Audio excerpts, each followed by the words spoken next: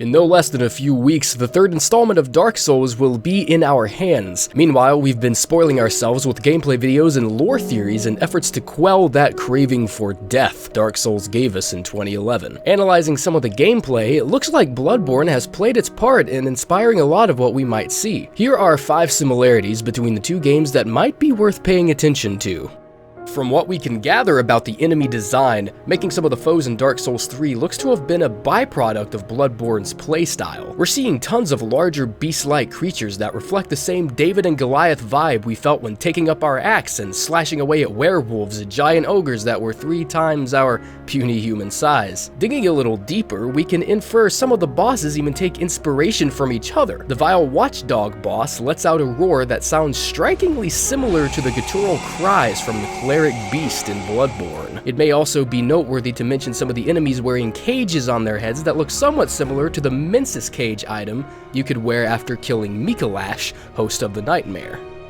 We still have a lot to learn about this little town called Lothric, but we can definitely see the level aesthetic of Bloodborne carrying through to the new game. The piles of tombstones and corpses are a subtle environmental reminder of the nightmare levels in the last portion of Bloodborne before things started getting just straight up creepy as hell. Dark Souls 3 is also using the same engine Bloodborne was ran on, resulting in light reflections from your armor and shadows being cast more dynamically than the original 2 games. Additionally, Dark Souls 3 will be set to run at 30 frames per second.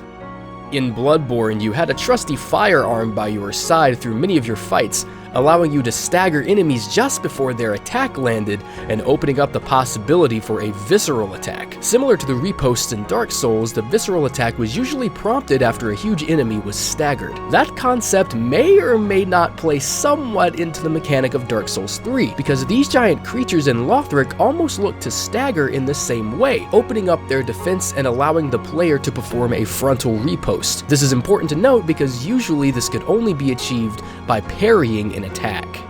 An aggressive playstyle was definitely favored in Bloodborne, and it's starting to look like that might be the case in Dark Souls 3 as well. In Bloodborne, extra hits on a beast after you were attacked replenished your vitality, and you were given plenty of stamina to evade and counterattack. From the very start of the game, you are given almost an excessively high amount of stamina in Dark Souls 3, allowing the player to attack a little more and still have room for evasions if necessary. This little hint tells us something about the more frenetic pacing Dark Souls 3 might be after this time around.